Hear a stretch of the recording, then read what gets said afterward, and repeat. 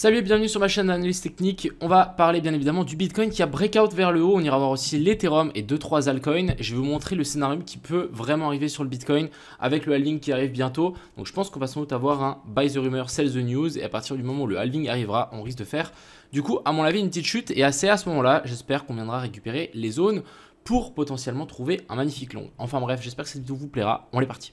Crypto, million. Crypto, million.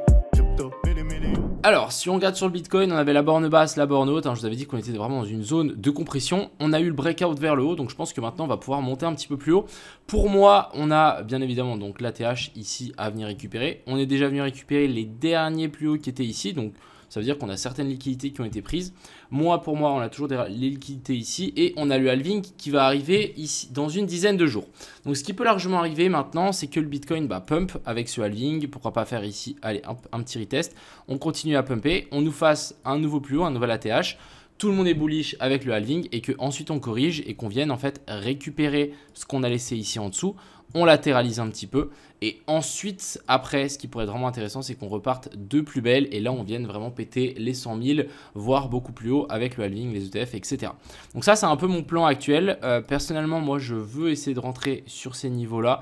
Je pense qu'on les aura avant de vraiment faire un mouvement bien plus impulsif vers le haut. Je pense qu'avec ce halving on peut vraiment s'attendre à vraiment un buy the rumor et ensuite un sell the news. Ensuite du côté de l'Ethereum on a finalement réussi à break donc la zone de fair value gap qu'on avait là. On a eu notre petit retour, notre petit aller-retour juste ici, tic tic, et ensuite ici magnifique pump. Je pense que l'Ethereum peut encore monter.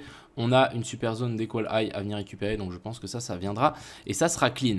On le voit bien, il y a vraiment une grande différence entre le Bitcoin qui est toujours en Bitcoin season. Vous voyez que l'Ethereum est vraiment beaucoup plus en retard. La zone qu'il faudra surveiller ici pour l'Ethereum, ça va être simplement la zone OTE qui se situe juste ici au-dessus et faire attention si on n'a pas une inversion structure parce que je rappelle que si on a une inversion structure, on peut largement venir récupérer ce qu'on a laissé là et on nous fera une correction un petit peu plus grande en A, B et puis C. Venir récupérer pourquoi pas la zone des 3000 et ensuite on pourra repartir. Ça sera vraiment plutôt clean. Mais pour le moment, ça reste complètement bullish. Donc, si on a ces zones-là, c'est des très belles zones d'achat. Mais pour le moment, je m'attends vraiment à un retour ici sur la zone des 3680. Petit tour sur le uni par rapport à ce que je vous avais dit hier. Voilà, encore une fois, je pense que je vois mal en fait le uni partir en laissant toutes ses liquidités.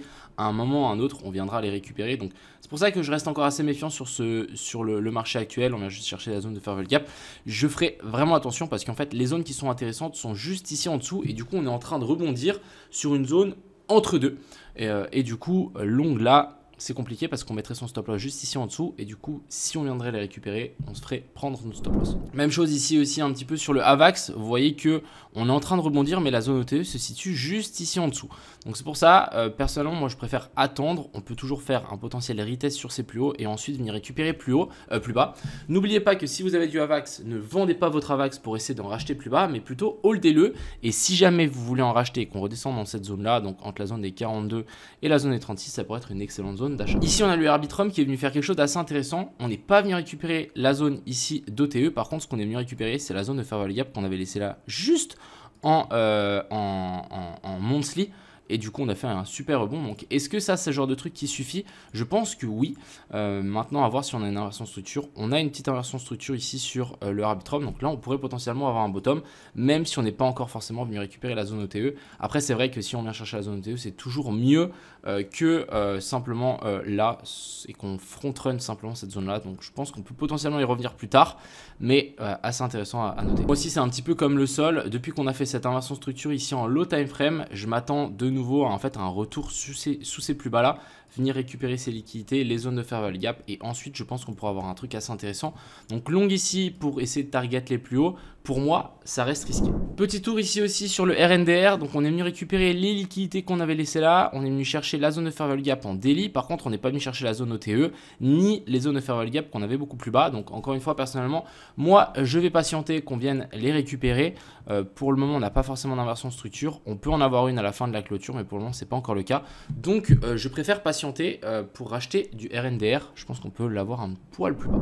Et on va finir ici avec le PIT qui nous fait une excellente zone d'investment. Donc vous voyez que ici on rebondit juste avant la zone de fair value gap qu'on avait là. Et ça, c'est quelque chose qu'on fait assez souvent. Donc, en fait, ça crée la poche de liquidité. Donc là, ce qu'il faut se dire, c'est qu'il y a forcément des gens qui sont en train de long ici le pit. Et qu'est-ce qu'ils font? Bah, ils placent leur stop loss là. Et du coup, ça crée une grosse zone de liquidité et qu'à un moment ou à un autre, on viendra les récupérer. C'est à ce moment-là qu'on rentrera. Donc, vraiment, moi, ce que je vous conseille, c'est d'être patient. Potentiellement attendre ici la zone des 70 centimes sur le pit. Un vrai retour dans la zone OTE. En vrai, on vient aussi casser ces zones de fair value gap. Et ensuite, on pourra, à mon avis, repartir plus haut et plus fort. Voilà un petit peu ce que je voulais vous montrer aujourd'hui pour cette vidéo. Encore une fois, le Bitcoin, très très beau breakout. Je pense qu'on peut pousser un petit peu plus haut, mais méfiez-vous avec le halving qui va arriver. On aura peut-être du coup, sell by the rumor, sell the news, même si ce n'est pas forcément une rumeur. Et à mon avis, on risque d'avoir une petite dégringolade après ce halving. Donc il faudra faire attention. Enfin bref, j'espère que cette vidéo vous a plu. Je vous souhaite à tous une agréable semaine. C'était CryptoMignon. Ciao.